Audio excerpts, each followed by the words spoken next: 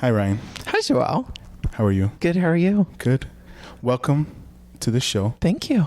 And I just wanted to thank you again for being on here. I've mentioned this in some of the other podcasts that I've done, the 2 episodes that I've done so far. You are number 3. And I think... Lucky number 3.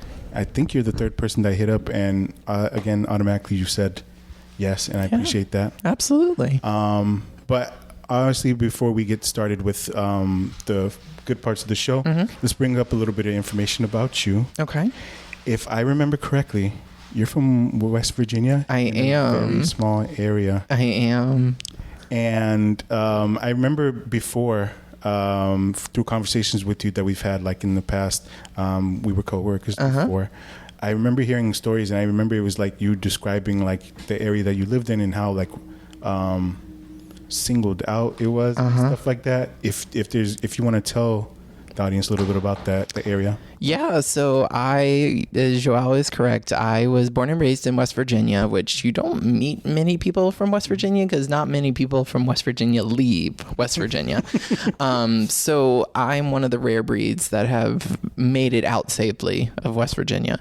But I grew up in the Northeast Panhandle of West Virginia, so right on the border of Virginia. I was close to civilization, but my address was not in civilization.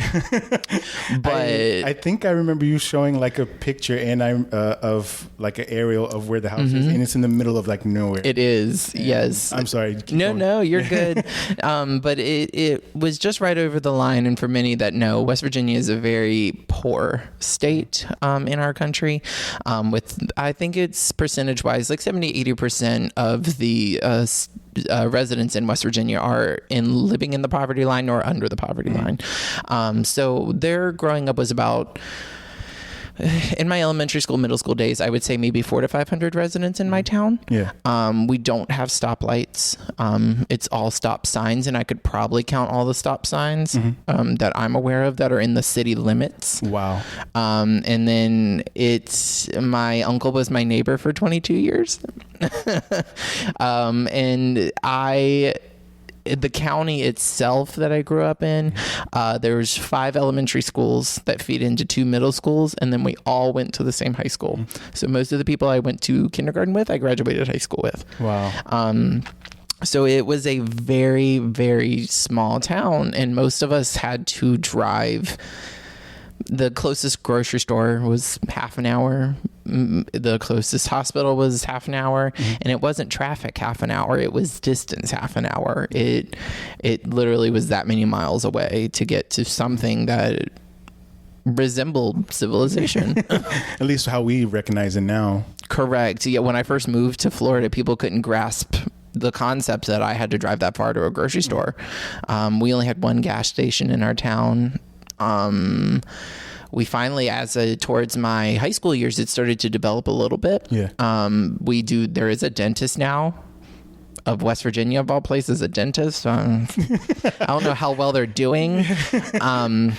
But you don't know if business is booming over there? I'm not entirely sure if it's booming because I didn't meet many born and raised West Virginians. Thank God I still have all natural teeth, but met quite a few that there's maybe 6 to their name, and that's about it. But the town has developed now ever since I have moved out. Developed in a sense of it's moving forward. It might not be where it's very, very slow. Okay. Very slow. Like, I mean, what's happening now is a lot of people are being pushed out of Northern Virginia, and Washington, D.C. was only about 2.5 hours from us. Yeah. So most people are escaping they're escaping the cost of living of DC, moving into Northern Virginia. Well, now Northern Virginia is becoming overpopulated and the prices are going up. So they all keep venturing further and further out. And so I think that we're starting to get the trickle effect from that, which most native West Virginians, if you ask them about that, they are probably going to turn red because they're furious about it. Because for some reason, West Virginia, most diehard residents refuse change.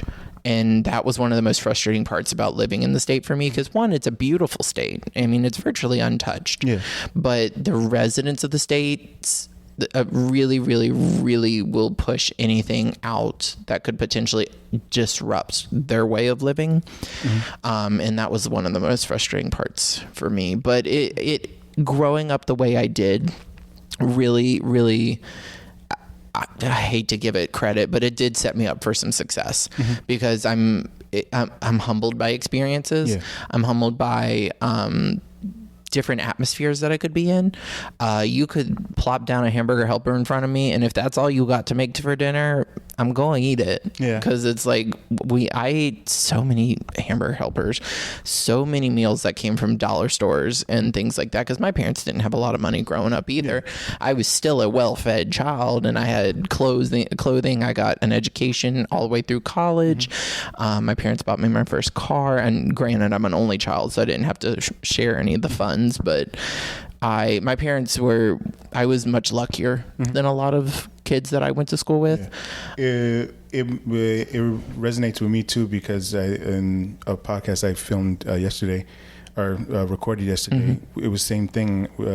A similar subject came up, and I told them that if my parents struggled, they didn't let us know about it. I mean, I know that we're not the most richest, wealthiest, but they made sure that it didn't. We were good. Absolutely. I wasn't part of the percentage in the state of West Virginia that was struggling. Yeah. And West Virginia is a very high drug state.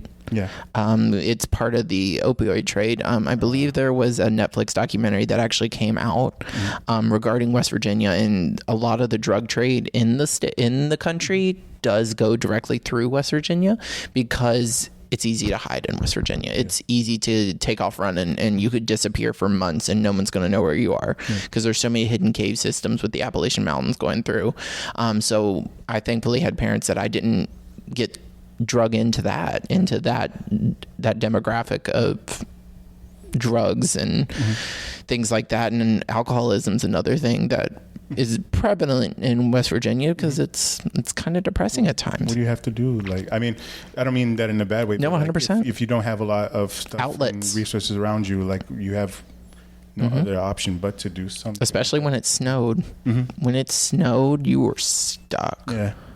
And that created a lot of problems. Have you been back since you've left? Yeah, I've been out. I've been in Orlando now for just a little over 5 years. I want to say it's been maybe 5 times that I've gone home in those 5 years. It brings back a lot of internalized trauma, not trauma from my parents or family or anything like that. Thankfully, I have a very loving parents and family. Your mom is awesome. I remember her baking. Listen, y'all loved her more than me because my mom would send these legitimately like 15, 20 pound boxes of brownies, cookies, fudge. Around the holidays, she made them little pecan bites. And it's like, I would get text messages before I usually got into work, and it's like, hey, you got a box. And I'm like, I can see that it says delivered on my phone. And then I would walk through the back office, and I would have a tail behind me of at least 3 or 4 associates or managers following me to clock in. And then as soon as clocking in, okay, you're going to open the box? Yeah. But I'm pretty sure I was probably one of them. Oh, you and I couldn't, Holly, Ashley, all of them would follow me in the back and wait for me to open up that box. So I was a very well-fed kid. My dad was the cook. Mom was the baker. That's awesome. So I was good, but it's just hard to go back and visit them because, one, the closest international airport to them is 2 hours away.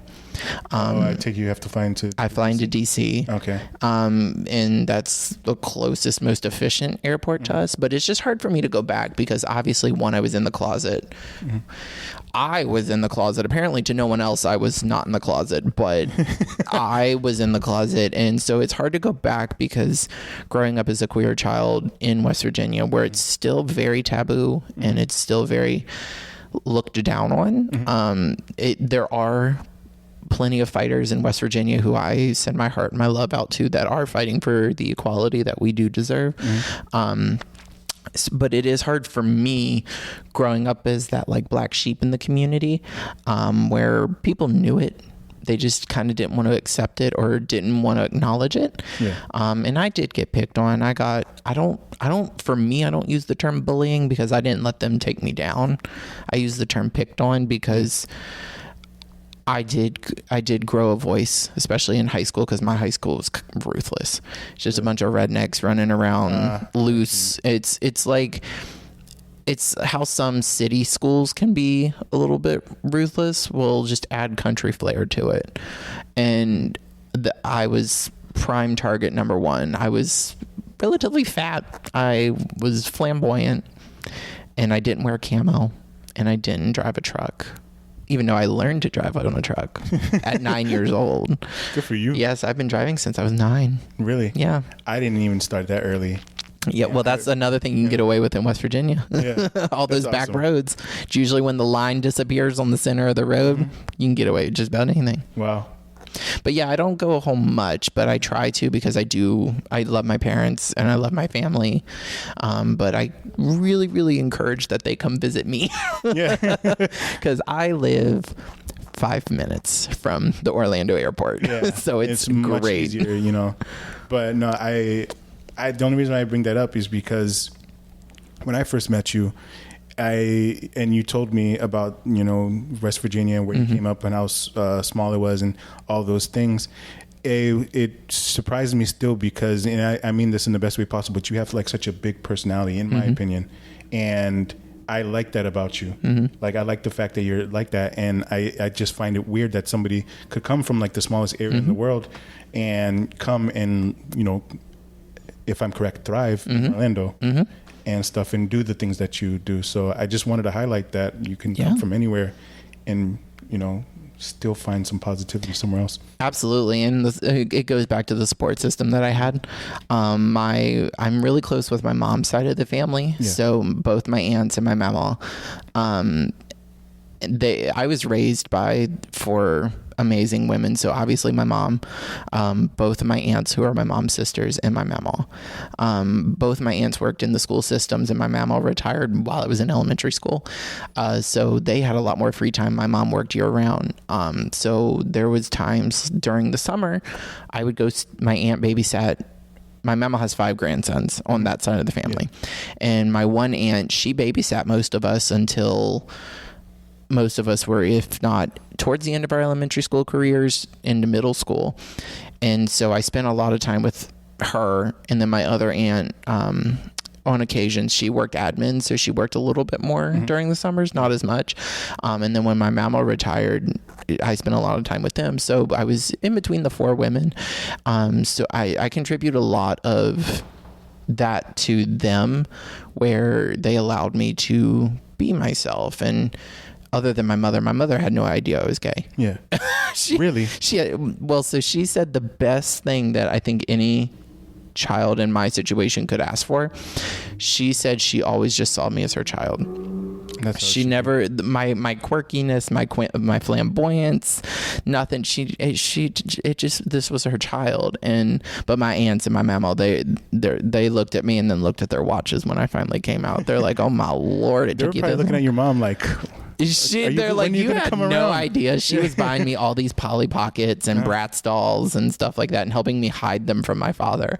Because for the longest time, my dad is a typical West Virginia man, and he had made comments and stuff in the past. And so we were terrified to tell my dad. And I told my mom, I was probably I'm going to say a sophomore or junior in college when I officially told my mom. Yeah. And we both were going to kind of keep it quiet and get through school because we didn't know how my father was going to react. But my mom had my back the whole entire way. She even made the comment to me. She's like, if he doesn't like it, then we'll go somewhere. Yeah. Like, she was prepared to leave her husband for that. But it's, I mean, they say the strongest love is the love that a parent has for a child, and I think that's the epitome of it. That absolutely. And thankfully it didn't come to that. My parents are still together. I love them both equally. I have learned so many valuable life lessons from them. I've learned how to be some might laugh at this, how to really be a man from my father, but in different aspects. So like, obviously I'm not running around like going hunting or fishing and stuff like that all the time, but like I learned a lot of like my financial responsibility from my father. I learned a lot of cooking skills I've learned from my father, and my mom can cook too. I'm not discrediting her, but she was the baker. My mom can throw down, and she tries to discredit herself by it's a box mix. You can screw up a box mix. You can screw up anything. And my mom, mac and cheese from the Kraft box. And my mom makes it taste like it is like from her heart, like it's never dry. And she always complains, oh, it doesn't. But no one ever likes what they make. But no, I'm really glad it didn't come to that, because I always wanted my father in my life, and both my parents, I've never not wanted either one of them in my life. Like they both get on my nerves, but I think that's a parent's job. Yeah. But my mama likes a reoccurring joke in the family is that I raised my parents well, because they were the children growing up. That's the most perfect way to put something. Yeah, but now I try to call them as much as I can, and I know they get excited when I come home. And I took my mom on a cruise. It was my first like ever adult move where I could give back to my parents, and I surprised my mom with a cruise for Christmas. I will ask you, because I mean, doing good things like that always, how did that make you feel? I don't know if I could truly put into words how it made me feel. Like it was nice that I got to see her relax. And if you ever were to meet my mother, and Joelle has met my mother, yes, she doesn't allow herself to relax. She's very hard on herself. And it kills me, because she does not have a mean bone in her body. Conveniently, her name's Karen.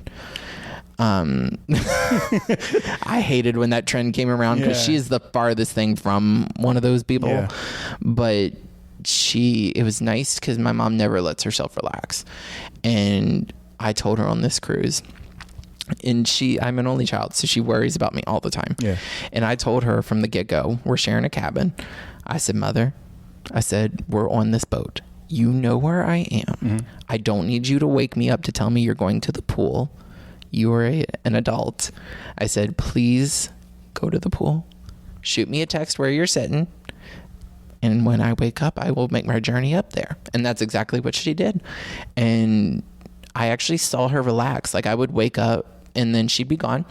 I'd go up to the pool and she is just laid out. And my mom's one of those people, she will sit out in the pool until the sun goes down. Really? Oh yeah, in the sun. At some point the sun gets to me and I have to. Oh, and she's as pasty as I am. I always admire people that can just sit there like all day, like at the beach, at the pool, that's amazing. Oh, 8 a.m. We're down at the beach on a family vacation. We'd all go up because we'd be tired or hungry or whatever. You just got to go out on the balcony, and my mom has not moved. And there is an umbrella 5 feet from her.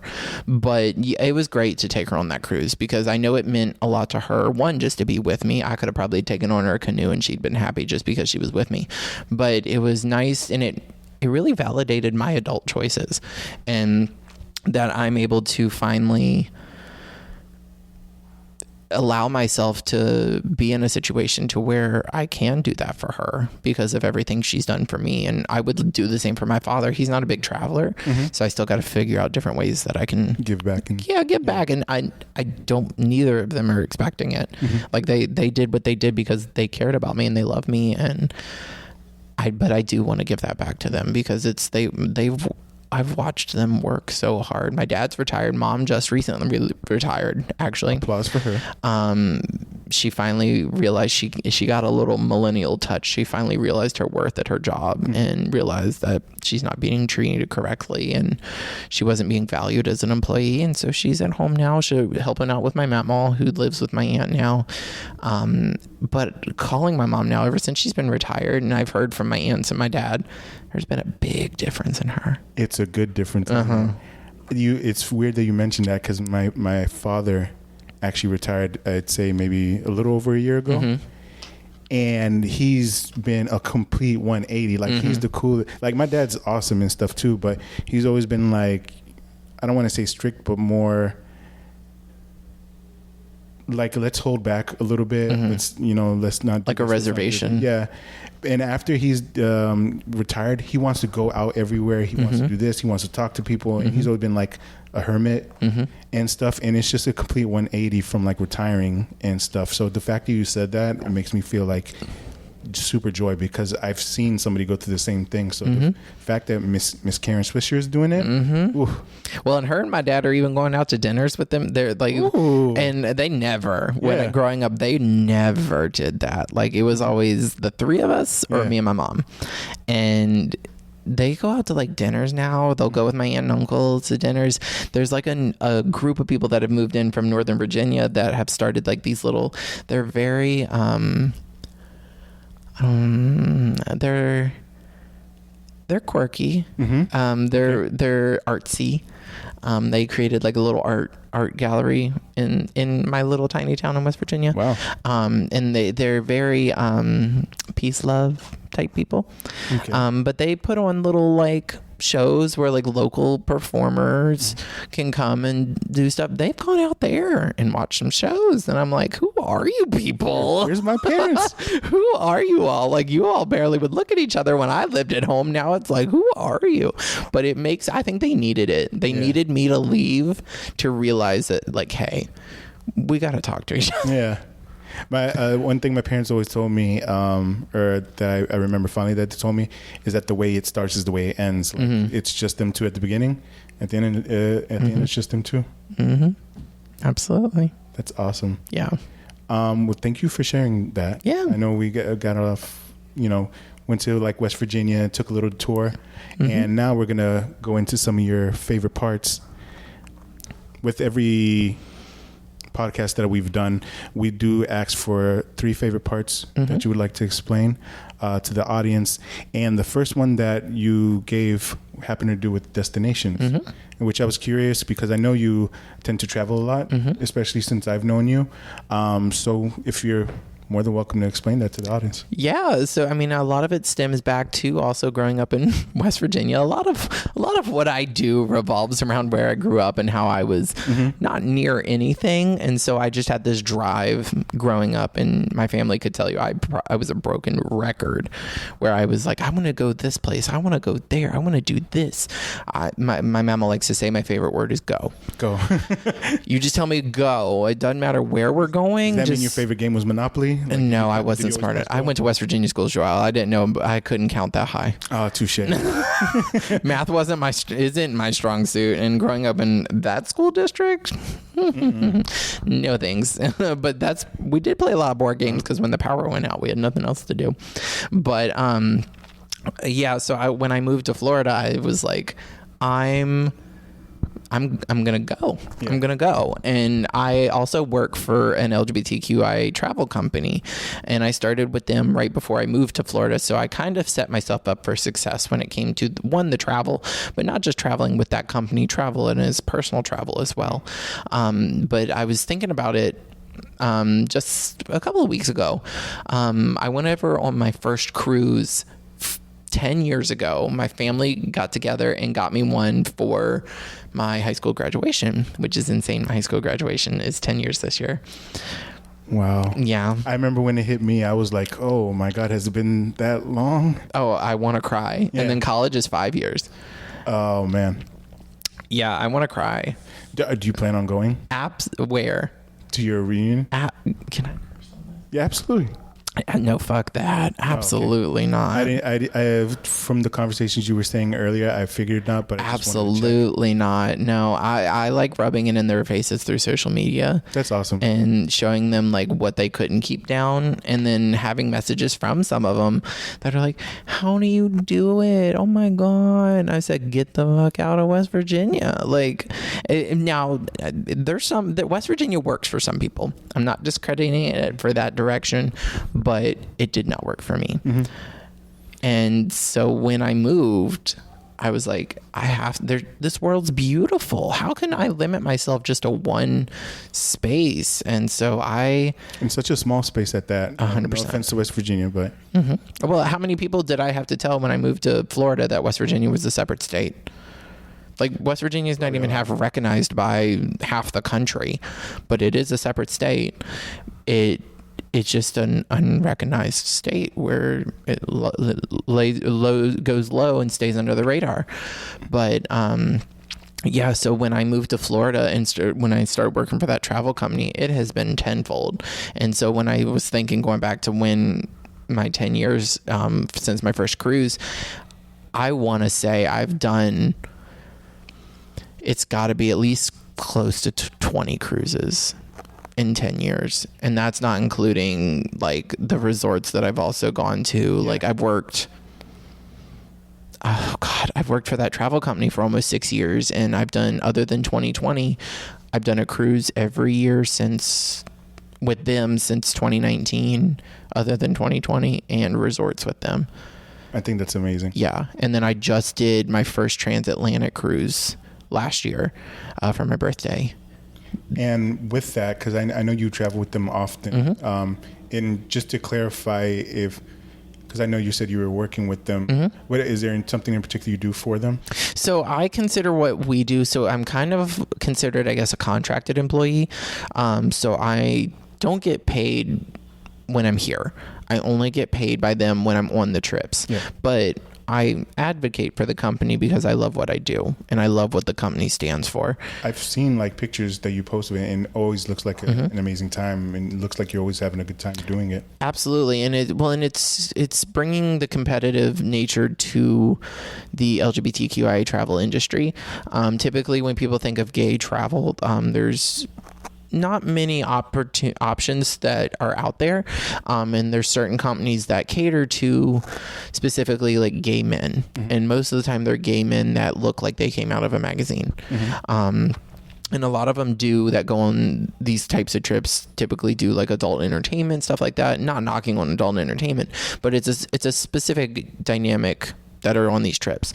And then there is one that is geared towards the lesbian community. Great. I love that there's options, but what my company is doing is we're kind of redefining the way that people consider quote unquote gay travel. We're creating a space that's not only safe for gays and lesbians, but it's safe for non-binary, it's safe for trans people, it's safe for anybody in the community, bisexual. We've actually had straight couples come on our trips because it's a whole different atmosphere, and it's loving, accepting. Because who wouldn't want to go on a vacation where you feel like when the one thing you do feel is accepted? I mean, everybody deserves a break. Everybody deserves to go somewhere, and to know that there's a safe space for everybody. I think that is absolutely. And we're orientation positive, like I said, body positive. We're also sex positive. We allow people to.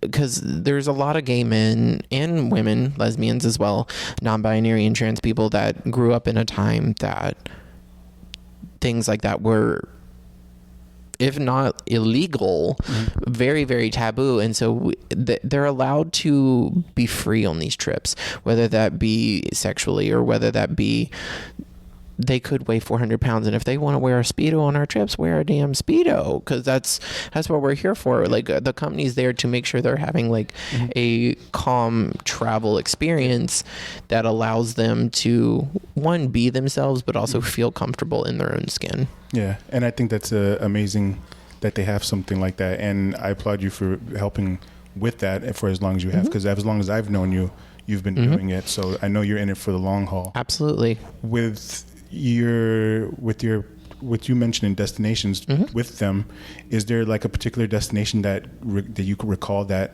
you were like, oh my God, this is the best place that I've been to? So, I mean, and that's another thing with the company is we're also allowing people that maybe have never thought that they could go to a destination as a queer person. we're kind of redefining that as well. So we don't do just large cruises and large resorts. We do what we consider luxe trips. So they're obviously a little bit more fancy. I don't typically get to go on those, but I know that I didn't get to go on this one, but it is a good example. Is they went to Egypt in 2022, which is a country that is not very friendly to the LGBTQI community. But they took a cruise through Egypt, in that part of Africa, and just kind of having that access. And they still had that safe space because they were on a ship. They weren't in a resort. They had a safe space where they could go. But probably my favorite one we did was, it was right when the company launched in 2019, and you might remember this because we were working together at this time. I did a 2-week river cruise through Europe in 2019 because the company was new. It had just launched in 2019, so they weren't selling out the trips as we are now. So they would have already bought out, because we buy out the ship, we buy out the resort, it's all our guests. That's how we create that safe space. But they didn't completely sell out the 2-week cruise. It was a Christmas market cruise through Europe, and they didn't completely sell it out. So my bosses were gracious enough to where they offered the team members, which was what we're considered as a team member, they offered us rooms on this trip, and we just had to pay for our airfare to get there. And obviously we weren't being paid to be there for those trips. I called my mother and I said, because those riverboat cruises are not cheap. They're like 10 grand a week. What? Yeah, depending on what cruise line you go on, it's close to 10 grand a week. I mean, for the 2 weeks, I can understand that. But it's like per week is like 10 grand. And so I called my mother and I said, I'm going to pay $1,300 for a 20 grand trip. Absolutely. So I think, I don't remember if it was under Greg or if it was under Lauren. One of them but I'm pretty sure I gave them an aneurysm when I came in and was like, I'm leaving for 2 weeks. But they were very understanding, and it was an opportunity. But it was a Christmas market cruise. My God. I think I do recall. Europe does it right. Like, my God. I'm not a big fan of cold, but it was we literally discussed that yeah, earlier. We did. Yeah. I'm not a big fan of the cold weather, but it was so beautiful. So we started in Amsterdam, which, if you get a chance to go to Amsterdam, I have been. It was only for a day, but it was awesome. It's such a fun city. I love it, especially if you partake in certain activities. It's a super fun city. We spent overnight there. So we all flew in, and then we spent the overnight there. I even got to walk by the Anne Frank house. I didn't get to go in because they're quite hopping over there. Tickets were sold out. Oh, wow. Yeah, but I did get to walk by and kind of, just the fact that you're immersed in there. So Amsterdam, by far, amazing city. And then we spent a week going through Germany. So we went to Cologne. I can't even remember half of them, but we spent a week going through Germany, which is some of my roots, some of my backgrounds. A majority of my heritage is Swiss and German. So it was really nice to kind of to get the Swisher. Yeah. Okay. Yeah. I'm joking, but no, it's correct. Oh my God. Yeah. Man, I nailed it. Okay. Yeah. My father's side is the Swiss part. Oh, okay. So that's hence the Swisher. But so going through Germany, and then the second week we were still in Germany, but then one of our stops was Vienna, Austria. My first time ever ice skating was in Vienna, Austria. How many people can never say that? I never people are going to the lake near there, or a little skating rink that they converted into an ice skating rink. I was in Vienna, Austria, ice skating. Did horrible at it, but it was. But you can say you did it. In the experience. If my bum's gonna hit something, I'd rather it be somewhere awesome. Well, and somewhere with universal health care too. So somewhere where I knew I'd actually get taken care of and not leave with a 20 grand bill. Yeah. But that was great. And then the next stop, of all places, I stepped foot in Slovakia. Did you think my gay ass was ever gonna step in Slovakia? Nah, I bet you didn't think so, but never. But I bet it did. That was like stepping back into Soviet Union. They literally, I almost said the decor, the structures I literally thought I was like in the Soviet Union times. Like, it was insane. When going back to the Austria one, we actually went to a couple of the, and speaking of Soviet Union, that era, we actually, one happy note, went to a couple of the places where they filmed The Sound of Music. They filmed that in Austria. I had no idea that they filmed it there. So the scene where the oldest daughter is speaking with her boyfriend, she's like, I'm 16, going on, and she's in that gazebo and jumping around the stone. Like, we actually went to the gazebo. I got a picture in front of the gazebo. It was great. We couldn't go in it because some old fart had fallen like a week or two before us and broke one of the windows. Oh. And because she tried to do the little jumping things, and it's like, girl, know when you're done. And but they like fell and like broke one of the windows, so they had it locked. But so I got a picture of me holding the door handle. And then we went by a couple of the churches where they filmed and stuff like that. So that was really nice. But then we also, and this one's not nice, but we actually the bus took us to a little destination where Hitler gave his famous speech, in that amphitheater where he walks out on like a stone, like stage almost, and it's elevated. We actually were right there where he filmed that. And it's a terrible part of history, but to see it in person, it really brought that kind of to realization, like all that took place there. Yeah, it kind of like puts it into like, I guess, perspective. Correct. Yeah. And then so it was Austria, Germany, Amsterdam, Germany, Austria, Slovakia, and then our last stop was in Budapest, Hungary. I heard it's beautiful over there. It was beautiful. It was amazing that all the stops were completely different. The majority of Germany, we were stopping through like different little villages that were on the river. But so doing that, if you go during Christmas and you do these Christmas market cruises, each of the villages and ports, I guess you can still call them ports on a river, they all have their own Christmas market set up, and it was specific to that area. So like the food was all different. They all had specific like hot ciders that I think they were ciders you could get at each place, and each little village had their own decorative mug for that year. It was brilliant. It was absolutely brilliant, and I still think about that trip to this day. With the experiences that you had from there, that kind of leads me into the second thing that you provided, and it was experiences. So I don't know if these ones were particularly what you were referring to, but if you want to go into some of the experiences that you've had. Yeah, so a lot of my experiences didn't wholeheartedly kick in until I probably came out in about 21, 22. I was a goody two-shoes growing up. I did not do anything. Obviously, where was I going to go to do anything? But I kind of let loose, and I let myself have experiences for the first time. For those who know the term, I was a circuit queen in DC for a good year and a half, 2 years, where I probably shouldn't talk about some of the experiences that I had. But I met so many people through those experiences, and when you meet people, you meet one person that opens you up to like 20 other windows because they know people. Yeah. And like one door opens the other. Correct. And then so like, I guess one experience, and it's kind of where it took place is very small and insignificant, but what came out of it, I started reaching like a point where I was not afraid to do a lot. And so the town closest to where I basically grew up was in Virginia. It was called Winchester, Virginia. That's where I was born because it was the closest hospital. Wow. But I spent a lot of time in Winchester, and that was where my mom was from. So my aunts and my mom, they all lived in Winchester. And so Winchester had their first ever Pride in 2018.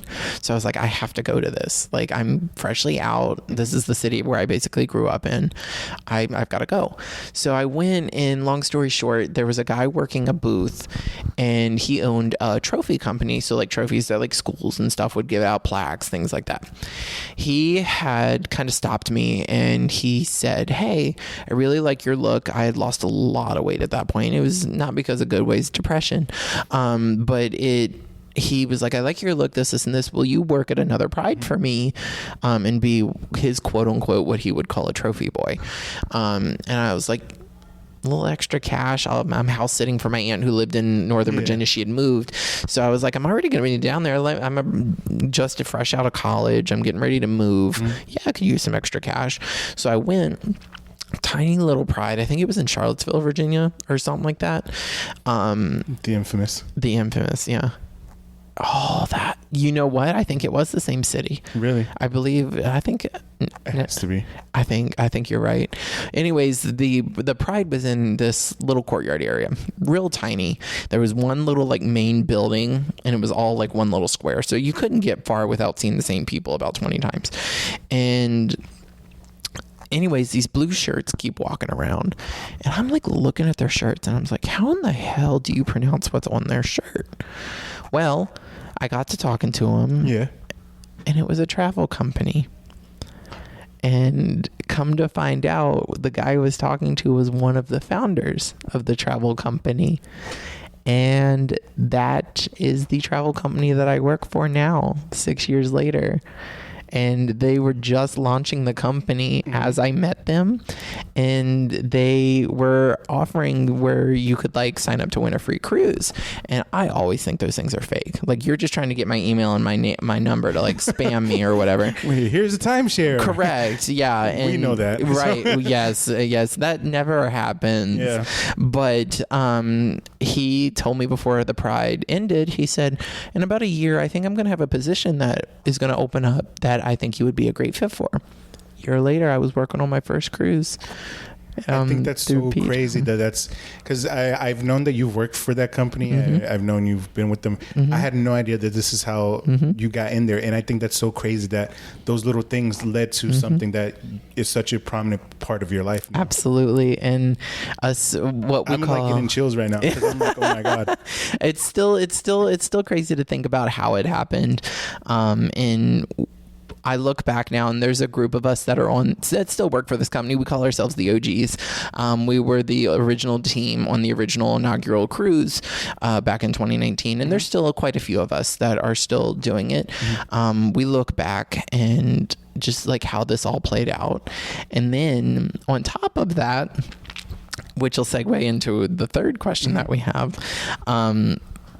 I also, the Pride that I met, one of my current bosses, of many bosses that I have, when I met the CEO of the travel company there, I also got to meet, they had a headliner at this Pride.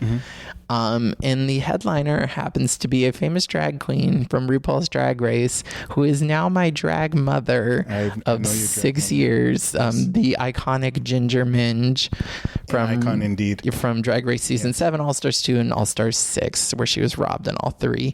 And fight me, I'm not wrong on any of those. But she was the headliner for the very same Pride. And I was the last person in line to meet her and get a photo.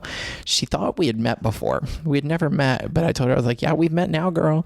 And I told her, she lives here in Orlando. And I told her, I was like, oh, well, I've started my process. I had already started my process moving to Orlando. And okay. So you already had... I had already had the mindset, everything like that. And so I told her, I was like, I'm moving to Orlando. And I hadn't really drag hadn't really crossed my mind. I'd never really like watched it or done anything about it. She's like, well, I'll adopt you. And I said, what? I was like, I know what status you're at. Like, I'm not stupid. I was like, how many dumb little like twinks you get running up to you? Be my drag mom. Ignorant question myself. When she said that to you, did you already knew what that term meant? Yeah. When me and my ignorance, no, I would have thought that, and we were like, no, I have parents. No, so like in the queer community, when like you have a drag mother, a house mother, things along those lines, when they say they adopt you, they're bringing you into a chosen family. So you still may have connections. Like me, I still have very positive connections with my parents. I love my parents, but a lot of people in the queer community have chosen families, because a lot of people in the queer community are abandoned by their biological families.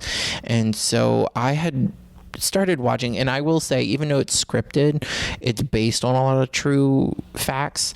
Pose on Netflix. It is a amazing show based around the Black community in inner cities under ballroom. It's voguing, serving face, serving body. And they also had a competition show on HBO Max called Legendary. But Pose is going to be the best exposure to that. It's an amazing show. It's an amazing resource to really understand, one, kind of how where drag started. Because drag really, I don't believe, and it's almost for a fact, would not exist if it wasn't for our Black trans women. A lot of them paved the way for what we get to do in drag now, because that was their way of being their authentic selves. But a lot of them had to do it underground. A lot of them had to do it in a time of crisis, because a lot of the Pose takes place, I believe it's in the 70s during the AIDS crisis, where the Black community was more susceptible to those types of diseases, things like that, because they had less access to resources. But it allowed drag.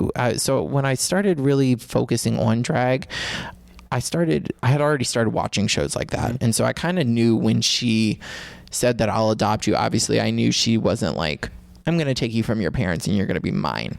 But it was more of that, like, I knew she was going to be a mentor. She knew I was coming into a city fresh out of West Virginia, where I'd never lived in a city. Obviously, I did my twirls around DC, but it was kind of taken under her wing, and she didn't want me to get roped into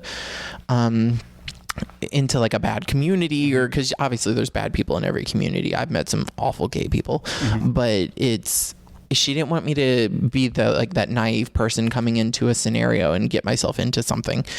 So it was that mentorship that she kind of took over. So that was a very big day for me. Yeah. That probably was a very big day. Just from the conversations that we had, just how many things got set up just from that interaction. It's so crazy how life works itself out sometimes. And I don't actually speak to the guy that booked me to work his booth anymore. Yeah. He's a big old Trumper. And so I was like, I can't associate with that. And I would like to thank him for, obviously, because if it wasn't for him, I wouldn't have gotten to meet these people. And who knows, God knows where my life would be now. But I had to cut him out. I was like, I can't do this. You're a gay man that supports the people that literally want you dead. Yeah. But yeah, that was a kind of an experience that I definitely will never forget. So with that, and you've already touched on it a little bit, that leads us to the third part of what you wanted to share with us. And it, of course, is drag. Yeah. And my baby. Yeah, because I know you as Ryan Swisher, but I like knowing you as the lovely Miss Daisy Dior. And I've went to actually one of your shows before, and I thought it was the most awesome thing ever. I went with my sister. I went and my cousin, some of our coworkers, Steve, Chris, and I think the iconic Steve. Yeah, God bless you, Steve. And it was the most fun time. One day, it was awesome because I think it was a show party for Ginger on All Star 6, and she was there, and like we watched some of the show, and I remember it was my first time actually seeing the episode, and I thought it was like so cool, and like how everybody was like so into it and laughing and everything.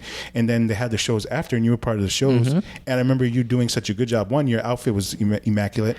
And that outfit was from like Wish. Really? Yes. Hey, you rocked it. I was only that was like 2 years into my drag career. Yeah. So I was still like naive and getting away with like shit outfits like that. But yeah. But I'm sure you've elevated your game since that absolutely. Point. But if it was not a good outfit, you definitely made it look better than that. And I just remember how like awesome you were like at performing and stuff. And I remember at one point you like jumped off the big part of the stage and you came and you like did kind of like a split. And I was just like, oh my God, I can't do that anymore. My legs would snap if I was ever doing anything. I can't do any of that anymore. Everything hurts too much now. Yeah, and it's weird, but like even though I'm, it was my first time going there, I felt like so proud that you were out there doing that, and I was like, that's my coworker. Well, it's honestly having the support at work. Like I started drag when I moved to Florida, and I was also starting the travel company, and it's like I, to this day, have always said Joelle's been one of the best bosses I've ever had in my entire life. But it was a dynamic duo between like you, Steve, and Sam were the three that kept me going. Because if anybody knows, working operations at a timeshare resort is not for the weak. And I would agree with that. And you, Steve, and Sam literally got me through so much. But then it was a lot of the conversations that it's like you all weren't just managers, you actually were friends, but you knew when to switch on and be that like, hey, you fucked up, like fix this. But then you also would be like, how's your drag going? And having the three of you be like so open-minded and so cool about it, and obviously Steve being part of the queer community, but it made me so happy that you guys were there. And I don't know if I've ever told you guys that, but it made me so happy that you all were there, to know that it's like these people not only support me at work, but they're supporting like this journey that I'm on. And technically I've been doing drag for 5 years, but I shave off a year because I started right before the pandemic. So I was buying a lot of shit during the pandemic, but I wasn't like actively performing or anything along those lines. But like, to have the people that you work with support something that they don't necessarily have to or be involved in, but to have that like that dynamic and that support. And if you get to know me, I could talk about drag forever. Like I'm obsessed with drag. It stresses me the fuck out and it takes all my money, but I love it. I love it. And that's what I wanted to touch on. What is it about it that keeps you coming back for more? I'm an attention whore. I think that's one of the biggest ones, is you just give me attention, I'll keep going. Do you think it's possible to be a drag queen and not be Absolutely. Okay. Absolutely. I know a lot of queens, as soon as that makeup comes off, they're a whole different person. They're in the back corner. Don't talk to them. Don't look at them. Me, I'm on center stage wherever I am, in or out of drag. But it's a very freeing experience, because my drag is very female impersonation. It is, I want you to think I'm a woman. Yeah. And because I like fucking with people like that, because there's so many people that still don't understand the dynamic of it, and it's like, how can a man look like that? Well, guess what, there's not all like it's fucking with gender, like who cares? And it's like, but I'm also continuing that fight for the queer community, because drag queens are warriors. We are fighting for rights of the entire queer community. We're on the front lines. Drag queens are all over the posters. We're the ones being publicized because you're coming to see us at the shows. So we're target number one for Republicans, for these the homophobes that are running for a lot of the politicians. The ones that are gunning for us, they're coming straight for the drag queens. They're not going for the patrons.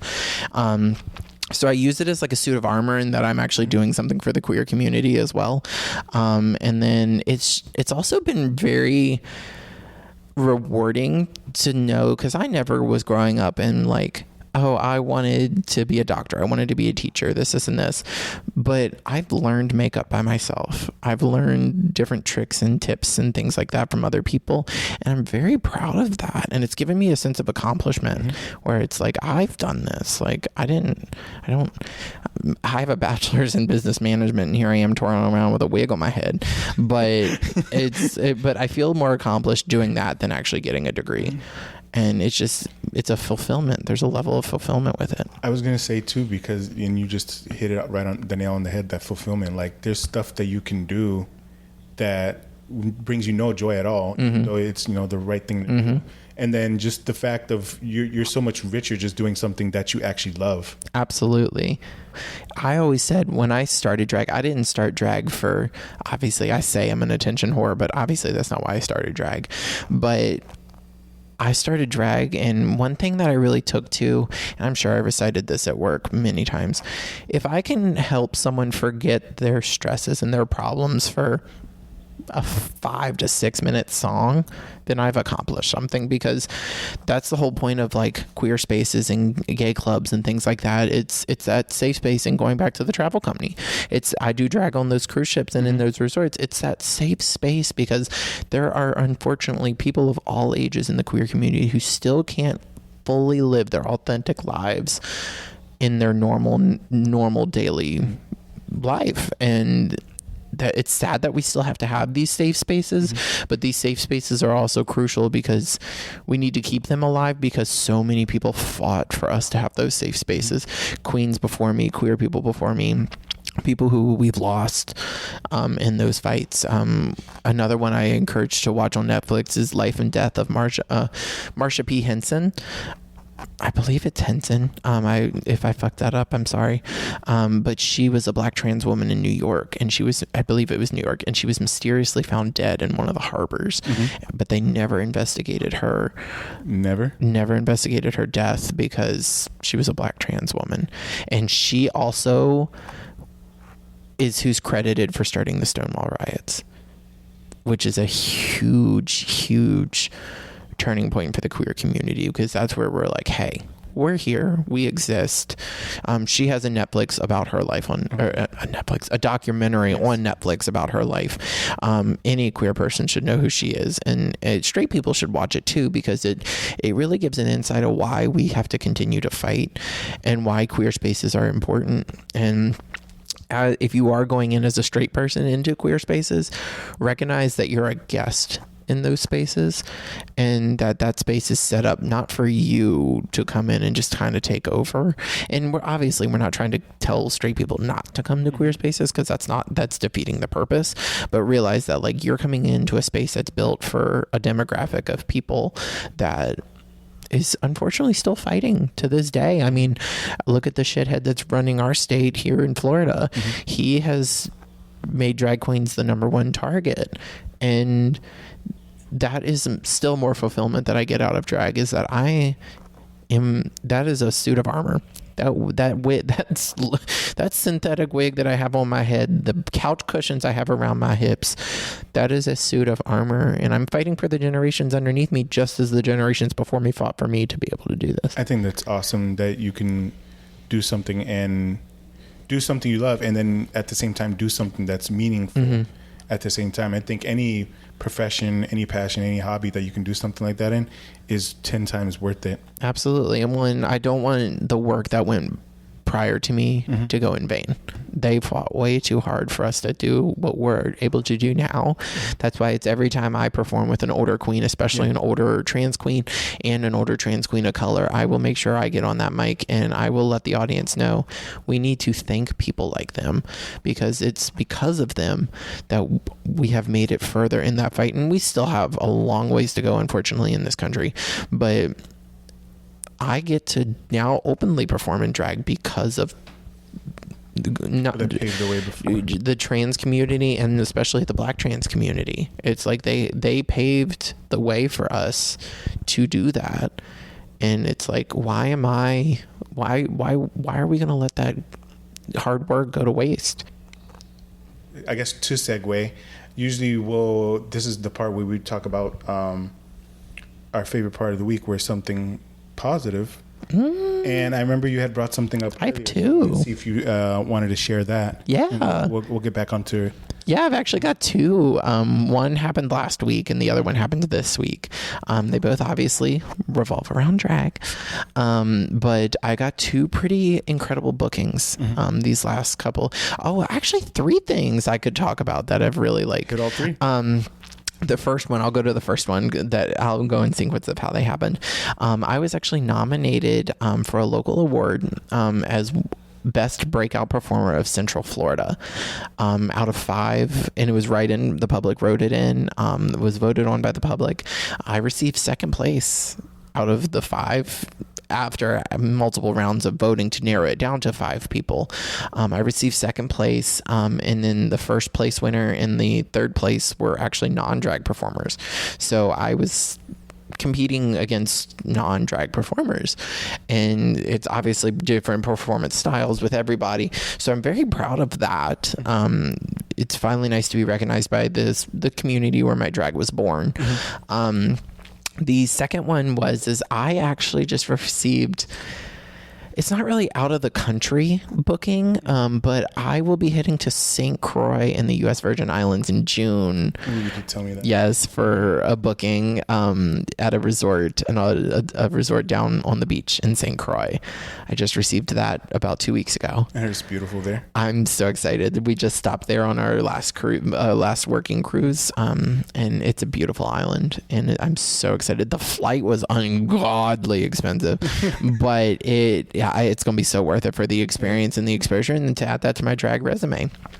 And then the third one, I got another booking this week. Actually, what's today? Wednesday.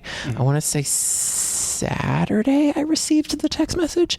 There is an event here in Orlando called One Magical Weekend, and gays come from all over the country to come to this event every year.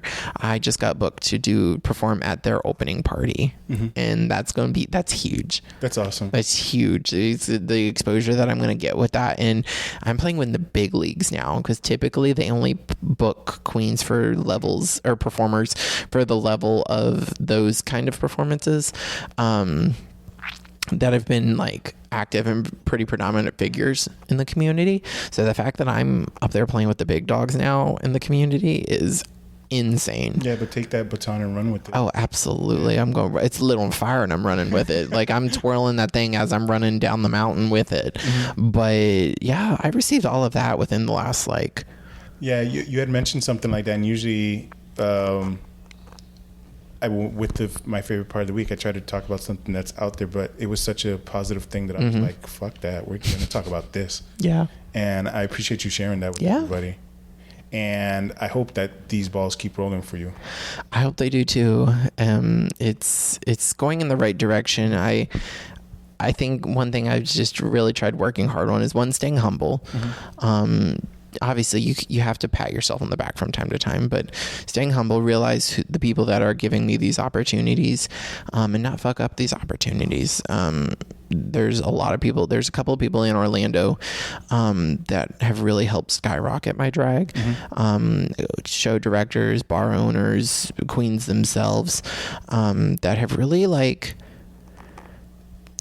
have finally noticed me and are taking chances on me, and I'm not going to fuck up those chances. I'm going to be professional. I'm going to be on time. I'm going to be polished. I'm not coming in with a dress I bought from Ross.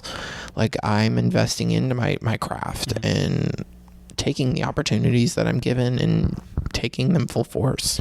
But I think it shows with the opportunities that you're given. Like with everything, you get out what you put in. And absolutely. Yeah, you put in 100, you're going to get 110 back. I have a mic in my hand, so I can't fully clap, but clap, clap, clap. Maybe I'll put a sound bite in it. Snaps. Right? Snaps. Yeah. So with that being said, that takes us now to our last part of the show, which is going to be my favorite questions.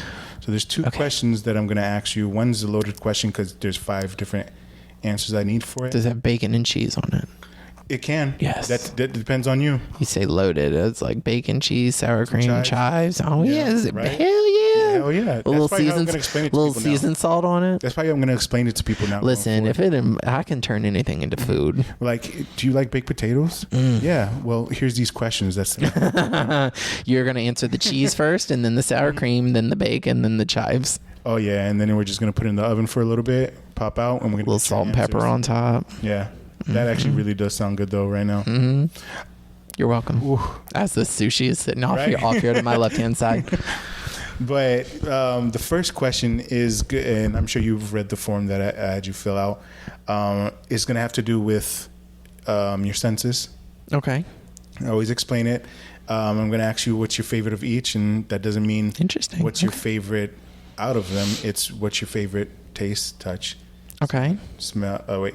I said smell already, sound, and taste. Okay. Maybe I've said one of those twice. But you get the gist of it. Yeah. And there's no particular order that you have to go into. So if you want to just rip the first one, we'll go with touch first. What's your favorite touch? That's actually funny. That was the one I was thinking about.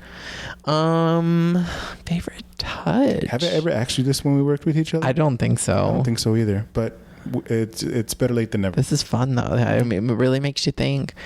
So one of my love languages is touch. So like if I consider, and not even like relationship wise, but if I consider like you a friend, if I care about you, or you mean something to my life, I will probably touch. So like if we're laughing and I like put my hand on your arm or something like that, like if I'm touching you, that means I'm cool with you, or you mean something of some sorts to my life. But like,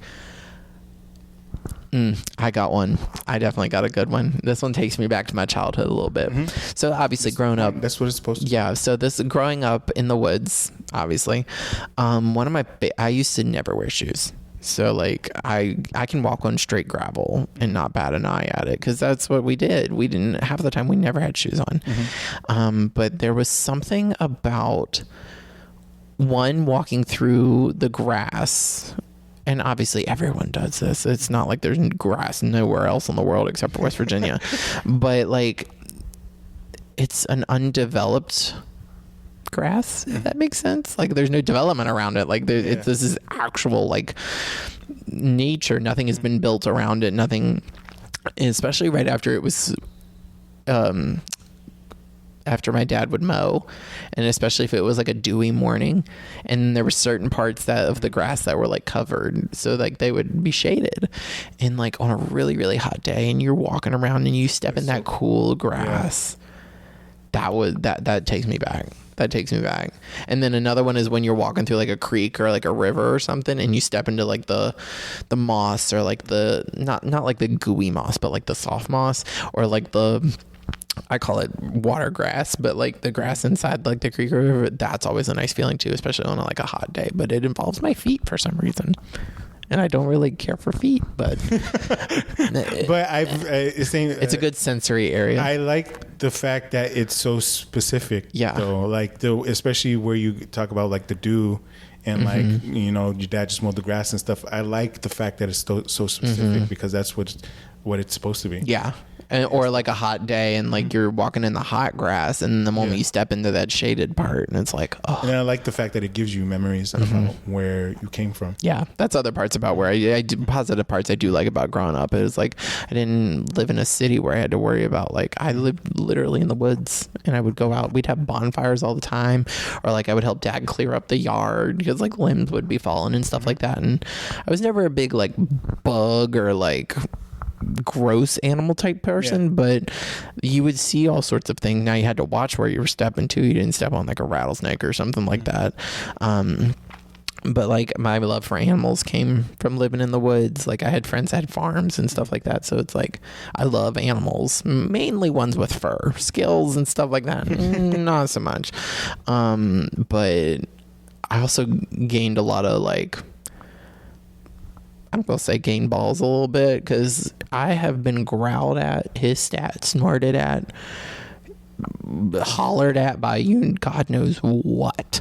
Because when the sun goes down back home, the only light we had was our dusk to dawn light, and it only reached so far. But you could always tell what was growling at me based on how high the eyes were off up the ground. But yeah, the going back to the touch, yeah, it's the grass. Mainly, I would say the one going from the hot grass to the like shaded grass. There's just something about that. That's awesome. Yeah, it gave it to me. That's probably one of the last things I expected. But at the same time, I only say that because a lot of these that I've done it's always been the last thing I expected, and I'm always happy to hear like some of the answers. What's next on the list? So you got touch. I'll go smell, and I'll kind of go off of the same kind of backdrop.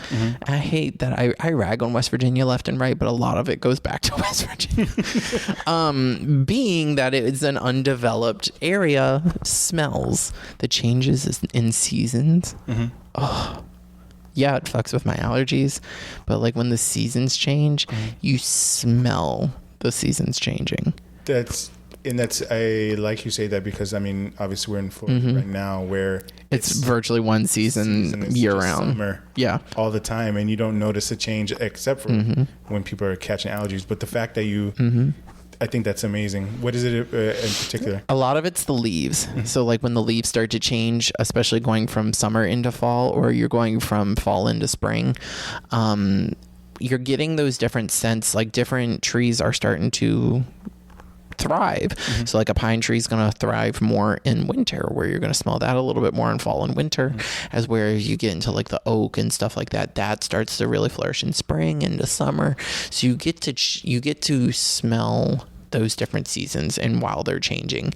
And you also like this is going to sound very mountainous of me, but a lot of us back home, we can tell what the weather's going to be like just by the way it smells. We could tell when rain was coming. I can tell down here. I think that's crazy, because I've heard of people being able to do that. Just to the fact that you're saying that is kind of crazy. Yeah, we could. If you stepped out, depending on the time of day, what we typically would do. So, like, say the news was like, "Oh, it's going to rain at 6 p.m." 2 p.m. We're walking outside, and you can kind of get a whiff that it's something's coming, and it's probably going to come sooner than 6 o'clock. And I hate that sounds so bumfuck of me, but it's like, it's so true. And if I wouldn't have grown up in that area, I probably wouldn't believe it, but it happens down here. I can step outside of my apartment and be like, "Hey guys, you might want to take the dogs out. It's getting ready to rain." Yeah. But then my mom and I get pressure headaches. So if the pressure changes in the weather quickly, like a rapid change, my mom and I will get headaches. And we know that, like, and it is usually a considerable size storm. Mom and I will know probably a good couple hours before the storm starts, because the pressure will change, and then her and I are both like having the worst headaches of our lives. Oh, on top of having a storm. Correct. But once the storm starts, we're fine. But it's that immediate. If it's an immediate pressure change, we're feeling it. But yeah, the smells of the seasons changing is, especially in an area where there's not factories, there's not a lot of, there's car travel, but not as much. You're getting a little bit more of unobstructed senses. And then if we live near a lake and a river, and so you would get kind of like that natural spring smell, which was really nice. But I think it's just the change in the seasons. There's just something that's so comforting about it for me, because I could step outside, and like at night there wasn't a lot of people traveling back my road, so like you could step out at night, or like right when the sun's going down, and you're just smelling like, or especially right after it rained, like right after a good rain.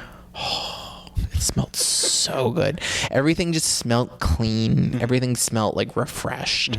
But yeah, after a good rain, it smelled so good, especially around like spring, because the trees are changing, and so you're getting that smell, and the rain just kind of like stirs it up a little bit more. But the smell after a good fresh rain back home is very nostalgic for me.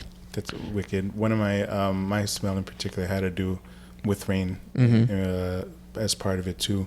So the fact that you said the same thing, I think, I'm like, look at that, the little similarities. So what would be your next on the list?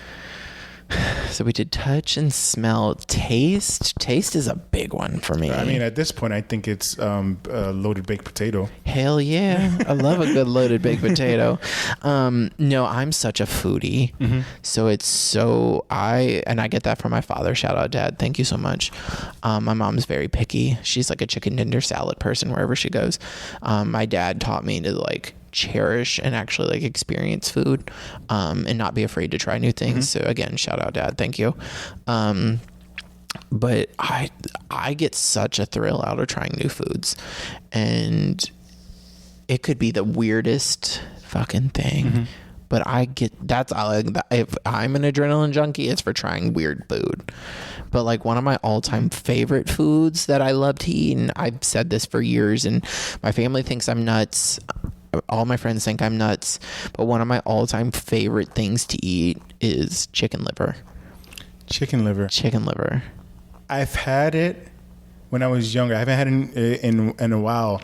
It can be made good. I'm salivating now just thinking about it. Like, I'm wishing that your sushi over there was chicken liver. Correct. Okay. Like and I don't care if it's fried, grilled, hibachi, smoked, steamed, whatever. Just the liver of a fucking chicken.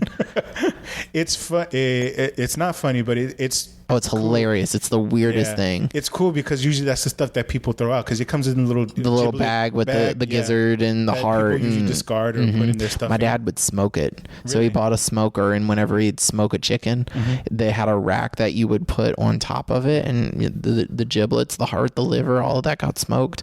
Heart's good too. Chicken heart's good too. I've seen people put them on like skewers. And do it like that. There was, I think there was something I was watching.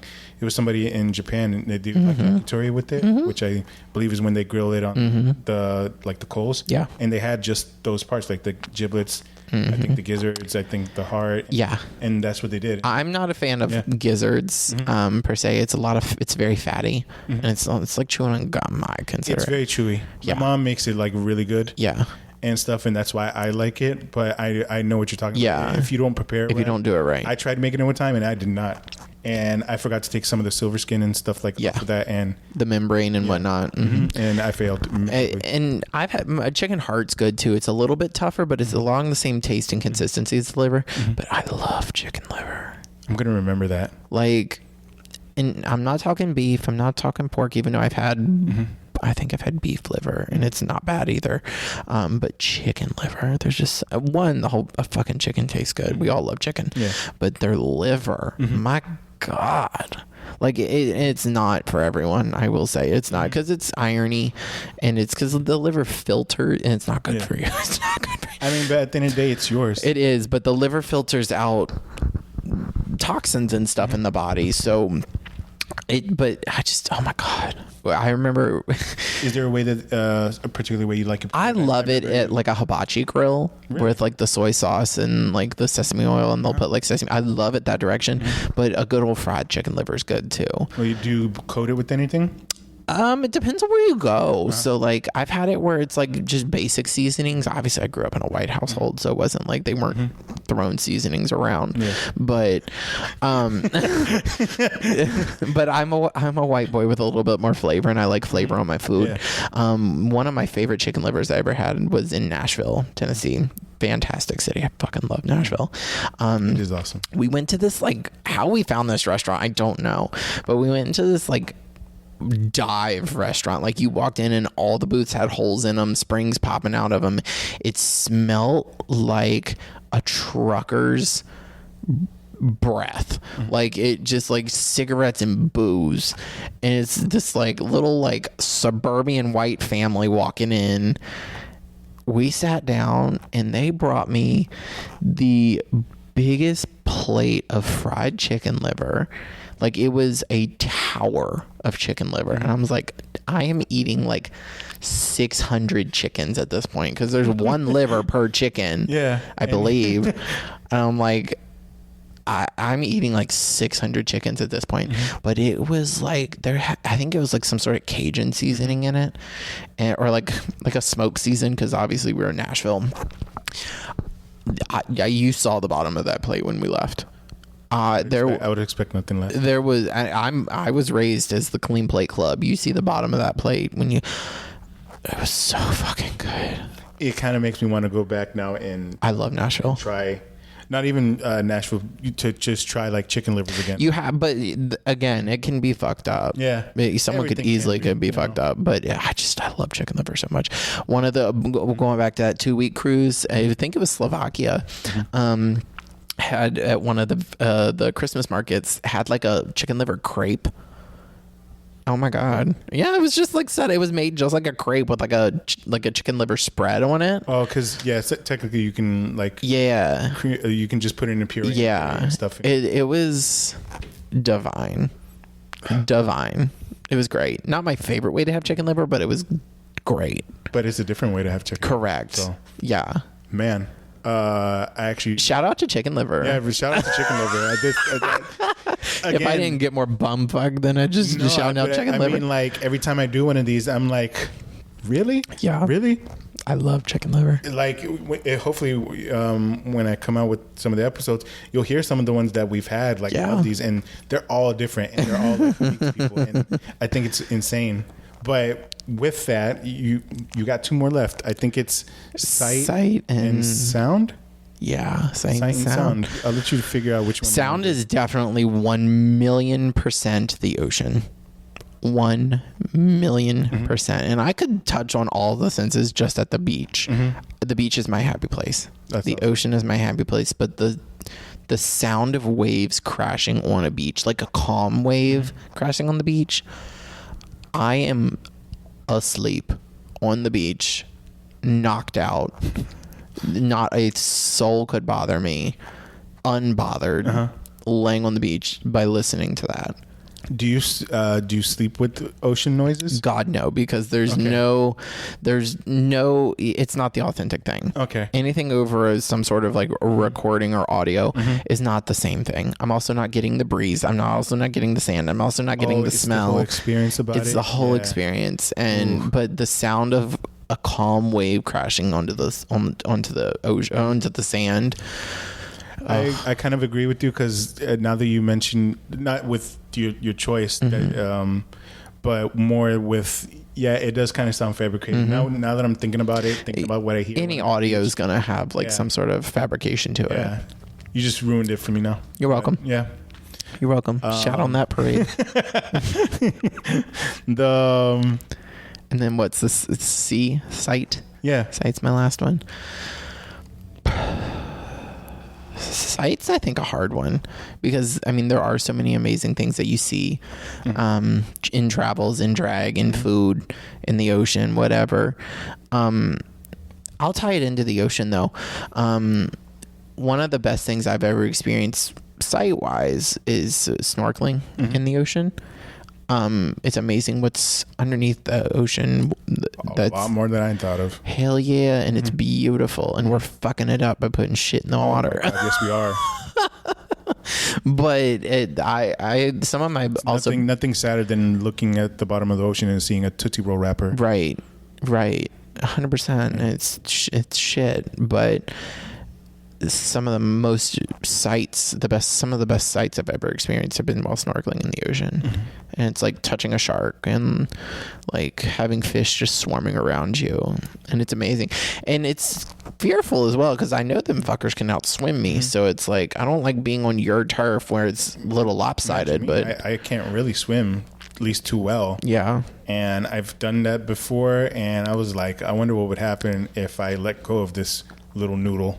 I always said just committed myself to the sea. I always say the bitches are gonna have to chew through shit, because I'm gonna shit myself before if anything starts coming at me. Like I'm gonna make you work for it. Like you're gonna get some little seasoning extra on that bite, but you're gonna get the good part, but you're gonna get some bad too. Oh yeah, I'm gonna make it hard for you, but because I know I ain't gonna outswim you, but.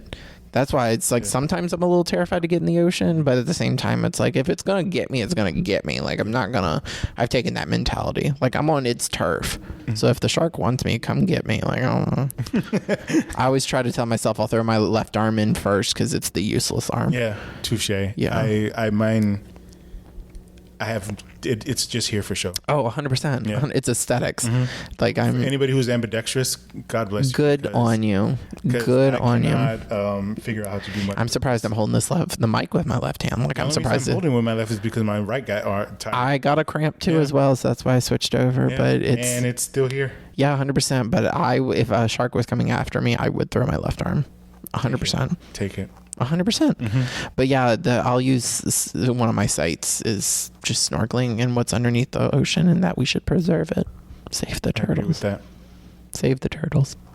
That was overall a wonderful experience that you took the audience on. It was very nature background on a lot of the five senses. Yeah, and it's something that I've noticed, like when doing this with people, is that they all tie back to something. Like my friend yesterday that we did this with, his connected with the outdoors too, because he likes being outdoors. And even some of his scents, he had a cologne that smelled like woods, and I was like, look at that. So masculine of him. About yourself. It's very masculine. I have a earthy cologne.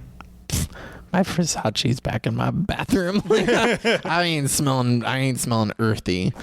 But that's good for him. Yeah, mine's like always are like lighter. Yeah. Lighter scenting. Yeah. And then so that leads us to the last question, which you've kind of already answered a little bit earlier. but I'll answer it again in case you have anything else that you want to supply for it. But what's something that you've done recently that you're proud of, or just in general, if you don't have something recently? You already touched on something similar, but I think it's just continuing to work towards the goals that I have set. I got a newer car a month ago. It's the second car I've ever bought by myself. And then continuing to grow my drag, and not necessarily because I've never had anyone, to my face at least, say I wasn't good enough or whatever, but I like to say continue to prove society in a sense wrong, because it's hard for drag queens just starting out. You're overlooked, you haven't done the time in the clubs and venues, things like that. And so now that I'm finally have gotten some time under my belt and started to be recognized by the community and by veteran queens, is so satisfying, and it just gives me more motivation to continue to work hard, that I'm on the right path, and I'm doing the correct things that are excelling me in the right direction, and not just with drag, with travel, with my travel company that I work for, and then just in daily life, like being able to finally buy a car that I've dreamed about for years. And it's used, but it's only 3 years old. And I was able to... It's better than no car. Correct. And I finagled. And I got a good price. Ooh. And I got a good trade-in on my old car that still hadn't time to pay off. But I finagled, and I was proud of that too. It was a Honda, and I'm like financing like a 3-year-old Honda that only had like 24,000 miles on it for like way less than what it should be. But I stood my ground, and I said, you're not getting one over me, and I want this.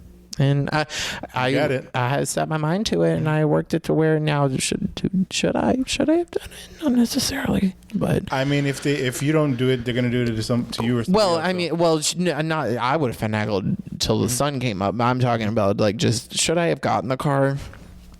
It wasn't necessarily a need.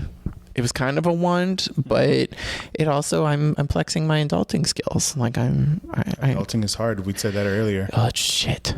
Yeah, but I do love it at times do what too. You can and enjoy it while you can. Absolutely, it has its shitty moments, but it also has its great moments as well. I mean, and I agree with that. I mean, and I feel like you're the epitome of that. Yeah. I've gone through the shitty parts of adulting, and I've not nearly as shitty as other people. Like, there's other people that have way more experiences than I do. I've had it relatively easy. Most of my, I definitely had it easy through K through 12. Yeah. My parents had me set. I am the epitome of a spoiled only child. But I also am not a brat. Like, I was gracious with what my parents gave me. They gave me $20 one week. That $20 was lasting me a week. It wasn't lasting me a day. Yeah. Like, I was grateful for what my parents gave me. And my dad bought me my first car, and he looked me square in the face and he said, I'm buying you one car and one car only. I had that car for 8 years. Hey, let it ride until it dies. I loved that car. Yeah. It was a 2009 Pontiac Vibe. I think I remember that. Yeah, I had it when I first started working. Yeah, it came down to Florida with me. Pontiac Vibe. Yeah, Pontiac Vibe. Bring back Pontiac. Like, that car was a fucking beast. Yeah. I put that car through hell. But that thing, so Pontiac Vibe was actually a partnership with Toyota. So it was just a Toyota Matrix rebranded for Pontiac. So the thing ran beautifully. It had a Toyota engine in it. Look, see which side of me. Had a Toyota engine in it. That thing was a boss in the snow. It got me through all of high school. I drove, I believe it was 200 miles a day commuting to college. 100 miles there, 100 miles back. And that car got me through all of college and got me all my trips to DC.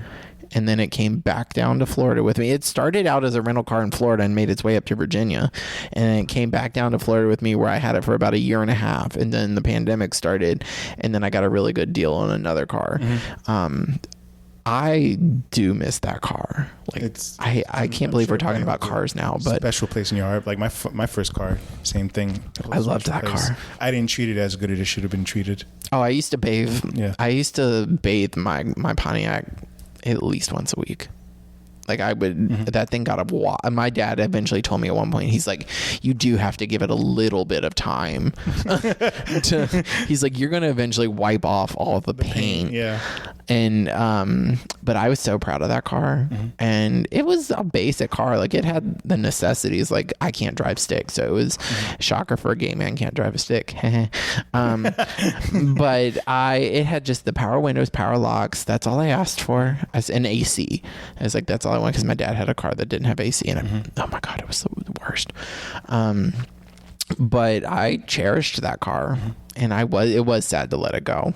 It was so sad, but I got rid of it in 2020 probably. I think it was around 2020. So that would have put the car at 11 years old, and I had it for 8 of its 11 years.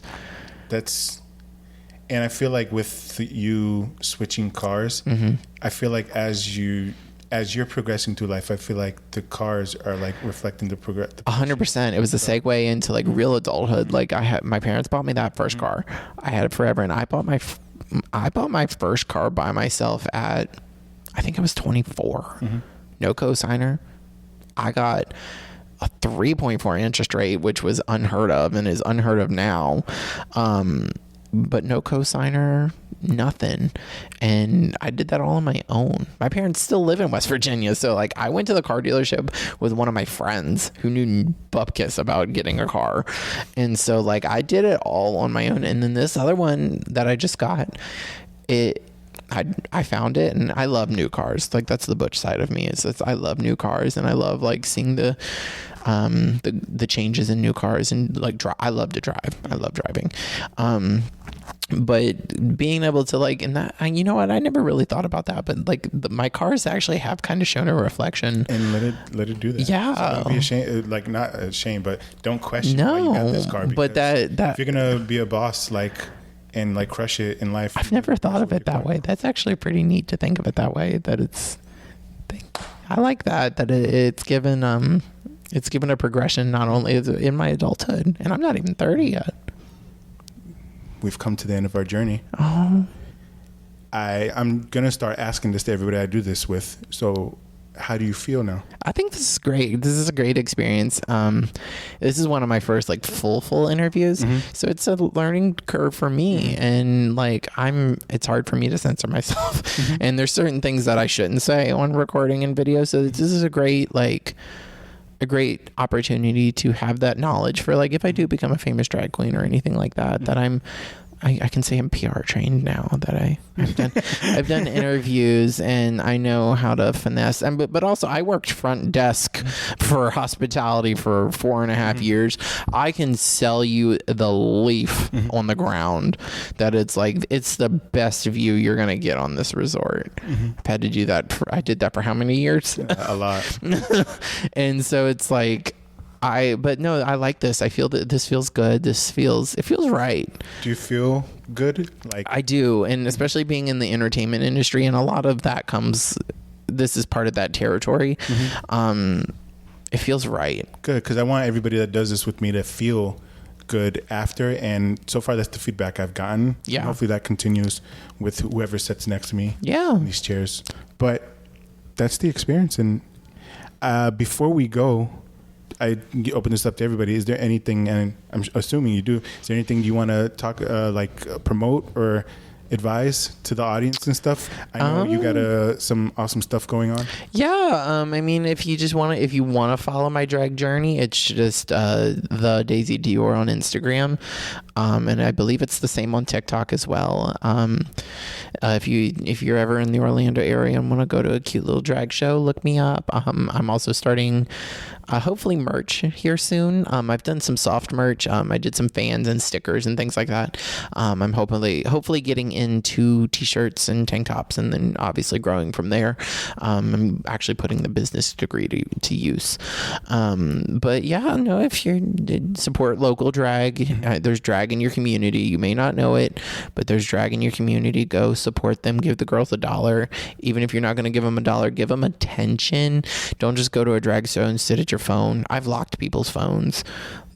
I'll walk by and I see you're on your phone. I will lock your phone. and I will put it down for you. Like, at least give me the decency of like staring at us. So go to a drag show, support your local drag queens. Not all drag queens have been on television. Because if a queen that's been on television is booked, everyone's throwing their money at that queen and not the local girls. Yeah. So go support your local drag. Give them $1 at the minimum. Just give them $1. Like, it's not a break the bank type of thing, but it's a sign of respect, and it's part of the culture, the drag culture. But look at them, give them attention. We thrive off of energy as well. So it's like, if you're a quiet crowd, that's giving us nothing to work with.